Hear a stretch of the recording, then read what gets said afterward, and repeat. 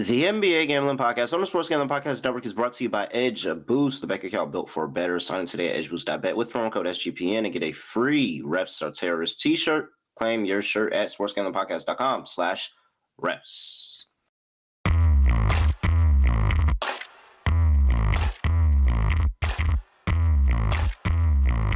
Yes, sir. We're back with another edition of the NBA Gambling Podcast on the Sports Gambling Podcast Network. Now we know the voice on the guy. It's me, really real, feeling real, Terrell Furman Jr. here at your service.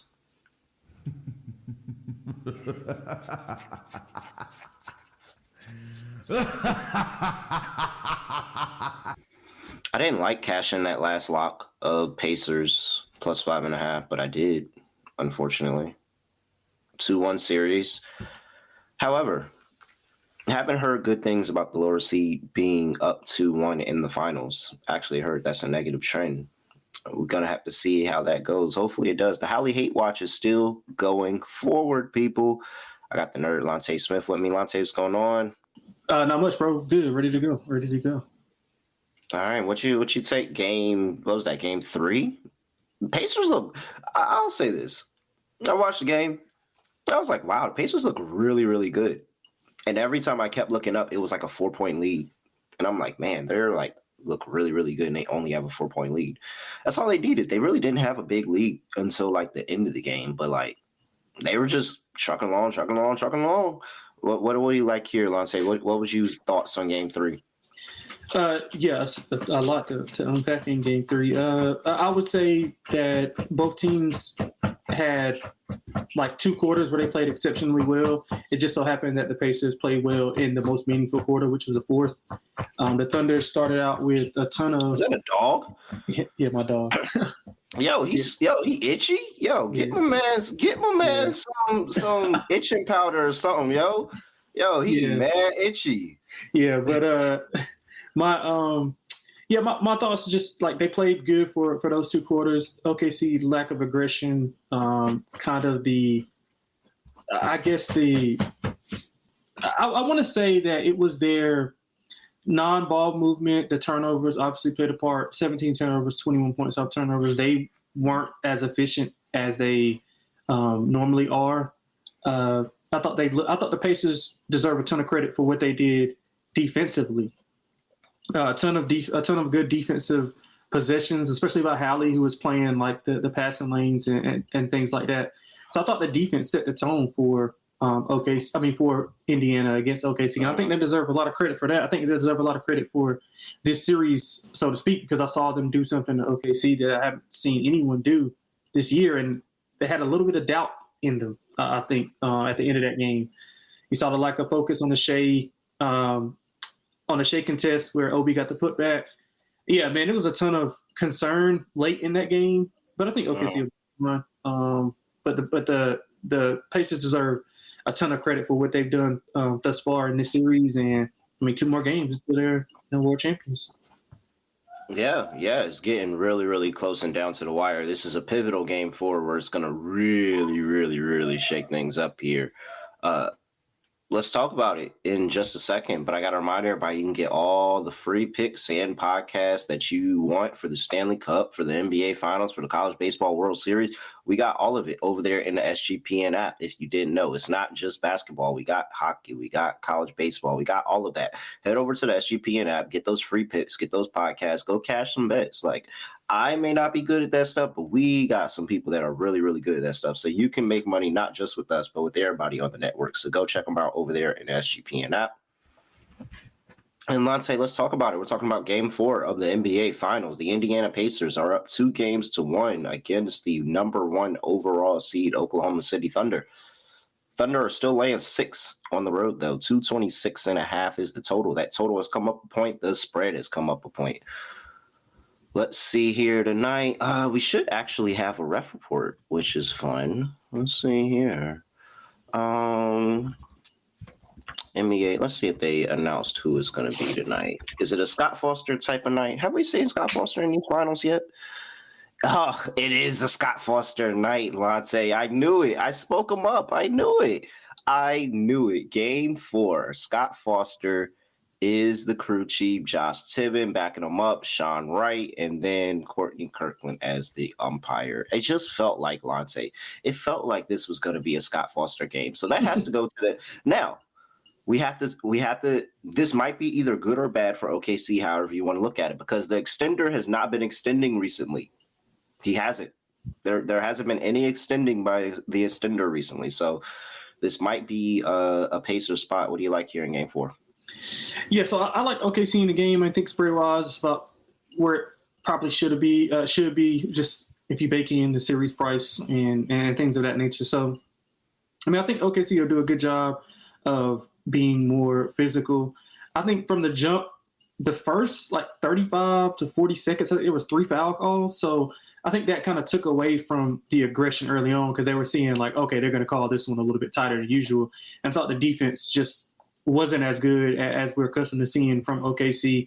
And then you factor that in with, Benedict Mathurin and TJ McConnell, turning into Jordan and Pippen. I mean, I don't think we see that again. And I honestly think that I don't think Benedict Mathurin would have played a ton if Neesmith and Nembhard wouldn't have been in foul trouble because for whatever reason, Rick Carlisle is not a fan of Benedict Mathurin. And we saw him have big games and then come back the next game and play 10, 11 minutes. I was thinking of under on Mathurin today. I really was. Yeah, I mean, just because it's no consistency with his minutes. And, I mean, although he is one of the players who can create his own, I would probably say he's the best shot creator on the team for himself. Obviously, Hallie's a better playmaker, but not a ton of guys can create for themselves for Indy. And I think Benedict Mathurin is one of those guys. But for whatever reason, Rick Carlisle just doesn't give him consistent minutes. But he produces whenever he has the chance to. I don't think that he'll be as effective this game. We saw that with Obi Toppin in that first game, and then he hasn't been much. I mean, he's been okay, but he hasn't been scoring wise as he was in that game 1. So I think OKC will make the proper adjustments. They 5-0 off of a loss this postseason. I don't think they've lost many back-to-back games this year. It's a big game for them. I think they'll be ready to go. Shea got to be a lot better than what he was. I would love to see some more ball movement by them. They looked a lot better when J-Dub was initiating and playing off-ball playing Shea off-ball a little bit more. And they just got to be better defensively. I thought the foul trouble – I mean, not foul trouble. I thought the fouls early on kind of dictated how they wanted to play. And I expect them to be a lot more physical in this game. So I like OKC in the game. I think we'll see we see a lower scoring game here. So I think I like the under, and I like OKC to get it done.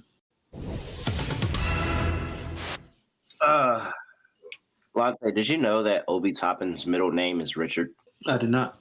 I mean, there's a longer version of his actual name. Obi is a nickname. There's a longer version of his actual name, but I think it's Obadiah Richard Toppin.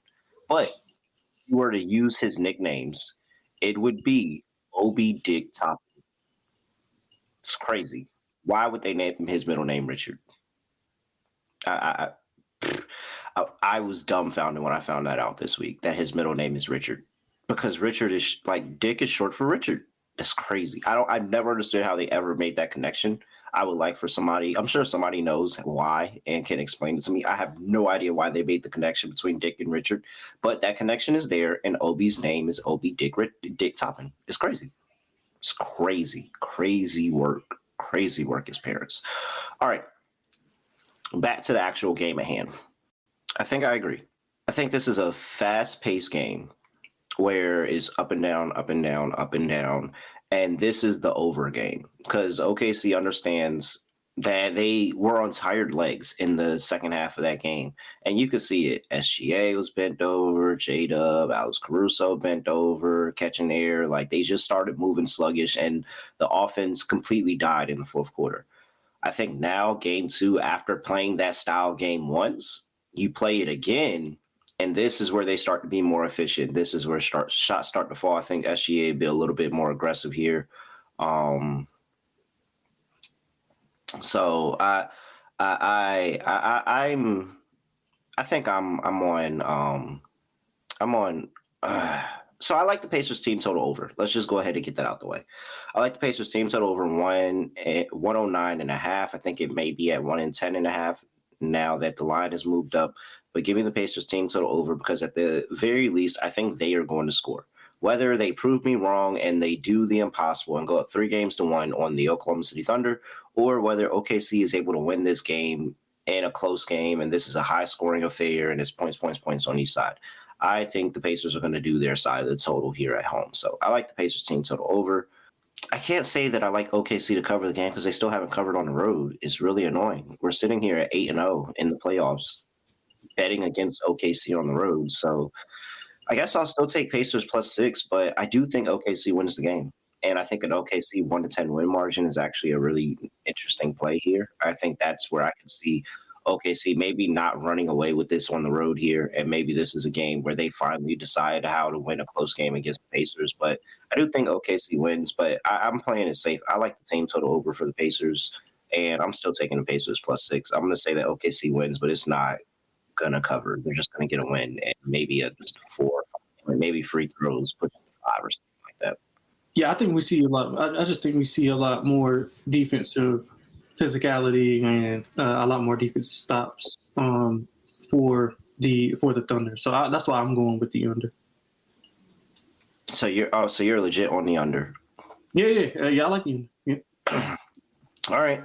And then what was your take on the side here? Yeah, I'm going with OKC. I just think it's a good spot for them. I know they haven't covered the road numbers, but I think this is a spot where they play really well for 2 quarters. I mean, they've been a better team for we had 12 quarters. I'd say like 2 and 3/4. They've been the better team for like 10 and some change. Like they haven't been. Pacers haven't shown me a ton outside of Game 3. Game 3, I was really impressed with what they did on both sides of the ball, but I just don't think they'll be able to match what OKC is going to do in this game specifically. I think Dagnall's going to go back to the 2 big lineup. I would hope that he starts them and then brings Kaysen and Caruso off the bench because they had Wiggins was struggling. He was struggling mightily with defending TJ McConnell. Like TJ was getting wherever he wanted to go, and they had to switch it.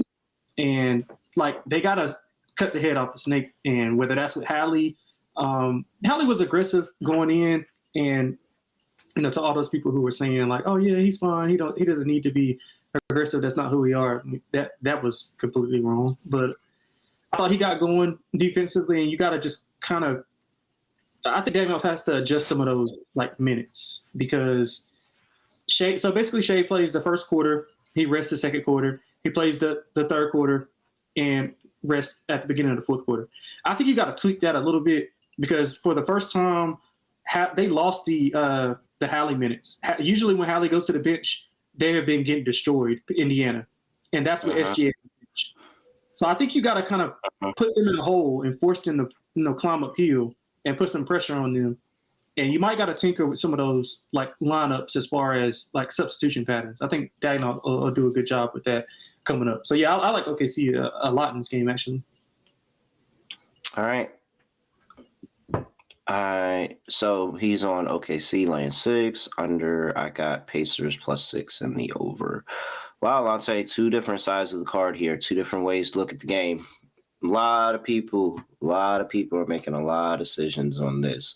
Let's see here. Before we get to the player prop portion and continuing our Game 4 breakdown, I got to talk to you about Edge Boost. First ever bank account built for bettors, ensuring all gambling transactions are approved. No usage fees, no minimums, earn cashback rewards, 100% approval for all betting deposits. Sign up today at edgeboost.bet with promo code SGPN. And it's the last week to sign up and get a free Reps Are Terrorist t-shirt. Go to sportsgamblingpodcast.com/reps to claim your free shirt. We're also brought to you by Circa Resort and Casinos Las Vegas Ultimate Fantasy Football Experience giveaway, where a 12-team league can win a free limo ride from the airport, $5,000 tapped at Stadium Swim in Las Vegas, and a hotel stay in Circa Resort for you and your 11 league mates. Plus, you can always get 15% off at Circa Properties with promo code SGPN15. Enter the contest, though. Enter that for free right now. sportsgamblingpodcast.com/circa. That's sportsgamblingpodcast.com/CIRCA. All right, let's get into Lonte player props. What do you like? You're on mute. No, I think you. One that I liked was Mathurin. I like his under just simply because, for one, I think pattern-wise, it fits because you never know what Carlisle's going to do with him in his minutes. And I do think they'll be more aggressive with Mathurin, maybe throwing a better defender on him at times. I don't think he was guarded by the main defenders on the court. Usually we see Kaysen and Caruso on the court at the same time, but since Kaysen's been starting, they haven't been on the court at the same time, which means you have Wiggins, Caruso, some mix of Isaiah Joe, Kenrich Williams, and I think he took advantage of that. So I don't think we'll see that again. So that's one of my favorite ones is him under. I like J-Dub, PRA, over. I thought he got going. He's been really good on the road. This year, pretty much better on the road than he has been at home. But I think him creating and finding something in that, he's been getting to the free throw line a ton.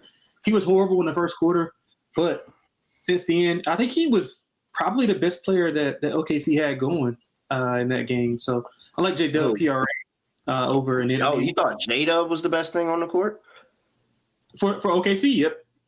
Oh, okay. So what was the J-Dub play? PRA, over. PRA, okay. Yep. I really want to play on OKC's bench, but I just don't know who they're going to give the burn to this time. Maybe Caruso. Maybe it's just another Caruso, PRA, big Caruso game. He steps up, plays big for them on the road here. I could sell myself on an angle there. Chet had a really good game that last time. I'm kind of stuck here on SGA though. Like everything, I just continues to gravitate to SGA. I think we talked about it, Lonte, one time, where SGA has some pretty good bounce back games, man. When he just knows he wasn't on it or he wasn't aggressive enough that previous game, he kind of bounces back and has a really, really good game. I remember that was game 3. Yeah, when they got destroyed. Game 3 against Minnesota, and they got destroyed. He came back with 40 the next game. So it's a high number. If you would like to be more conservative and take a 30 and a win, get the number down, if you don't want to play the excess amount of points, I think you just go ahead and play SGA over on his points, though. I can't see him not being aggressive. And with Scott Foster on the call, maybe he does his job today, Lonte, and SGA goes to the line about 15 times. Yeah, I mean, I think he should because he has been settling a little bit. He was pressing a little bit early on.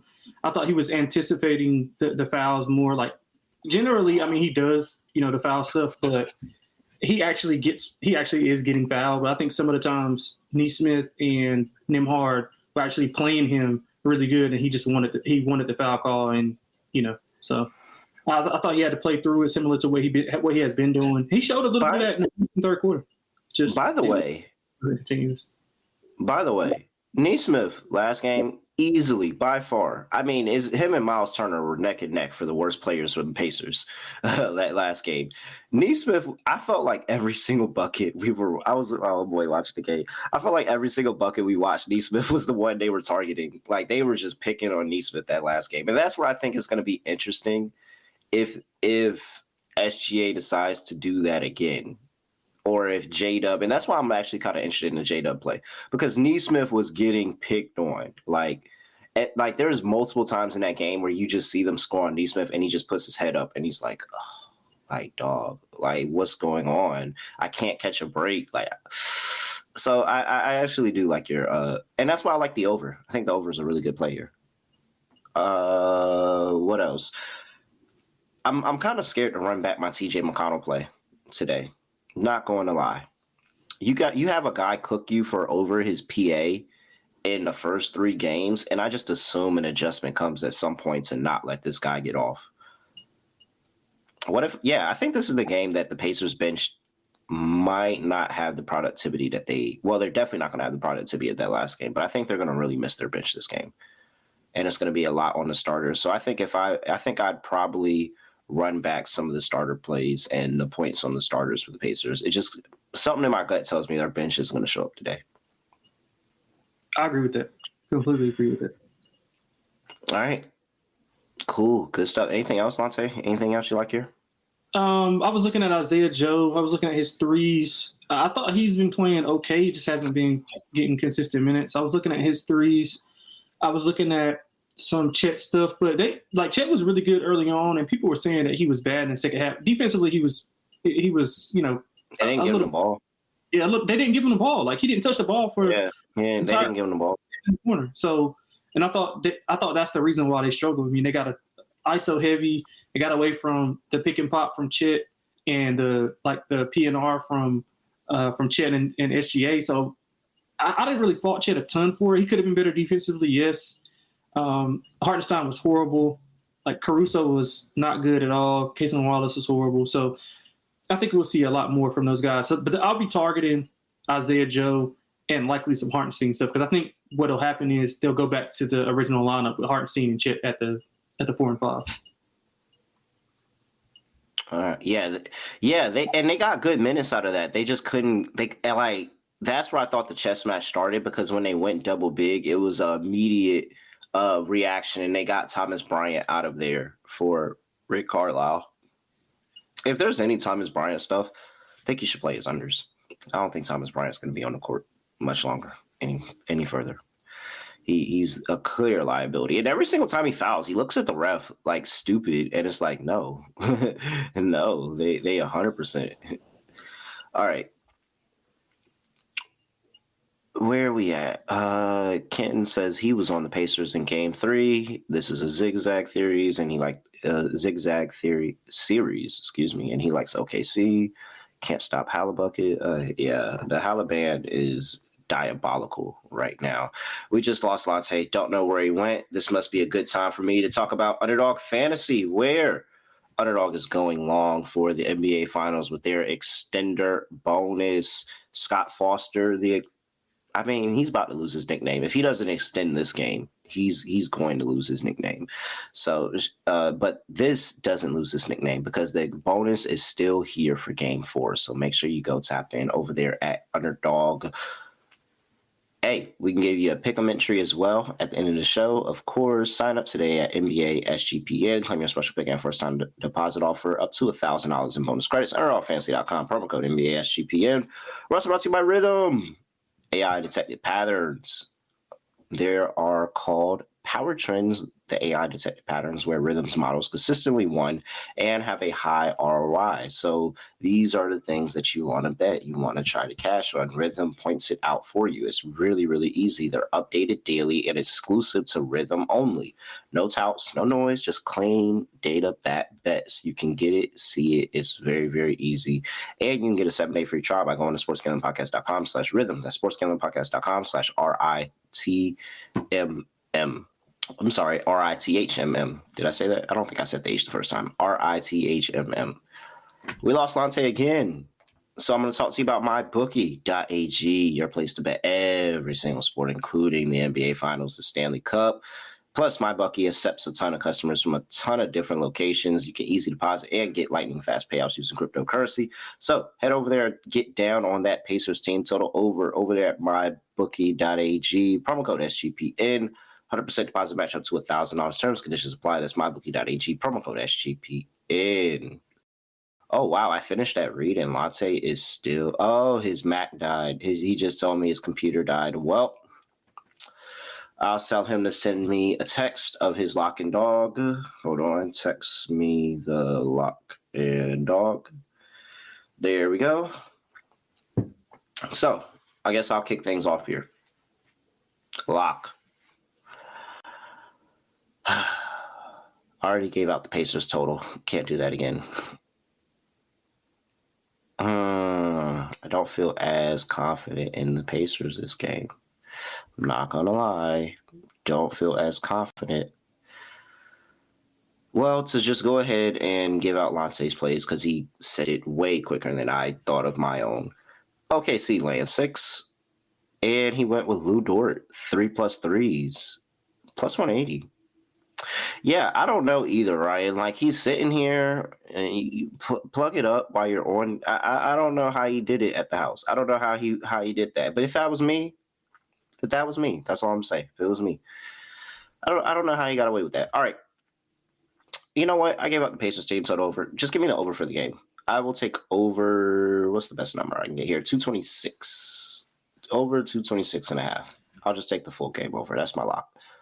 For my dog, let's go with, I think Lonte just came back. No, he didn't. Dog. Yeah, I think this is an SGA game. He is back. Lonte's on his phone.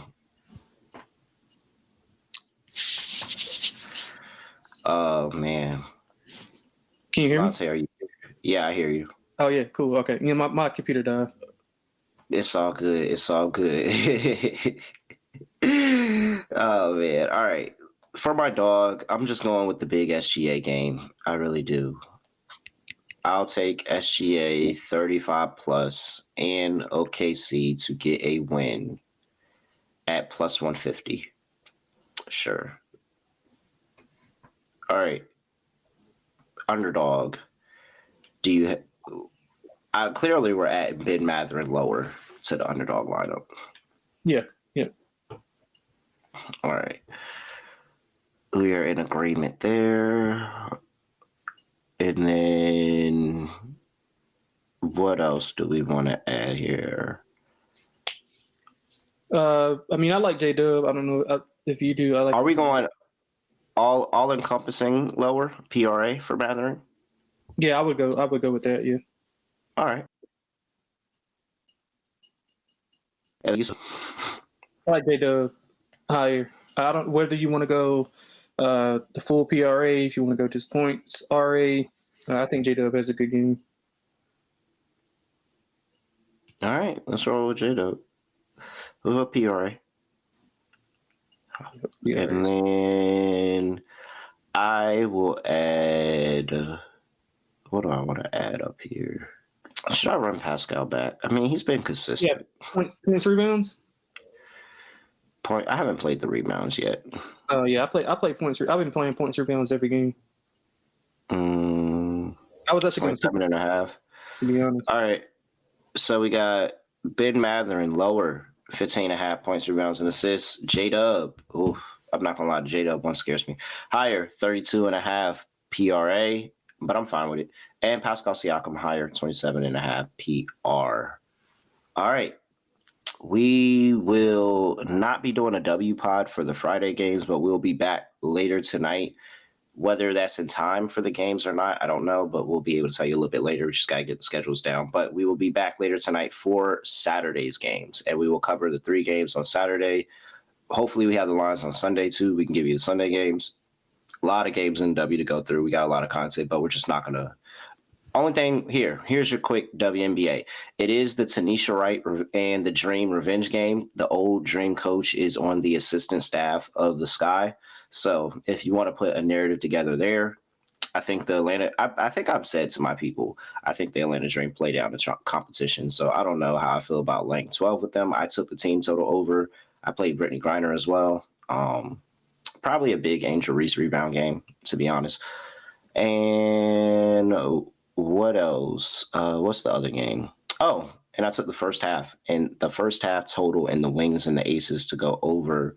No Asia Wilson. She's accounts for 5 points to the spread. That's insane.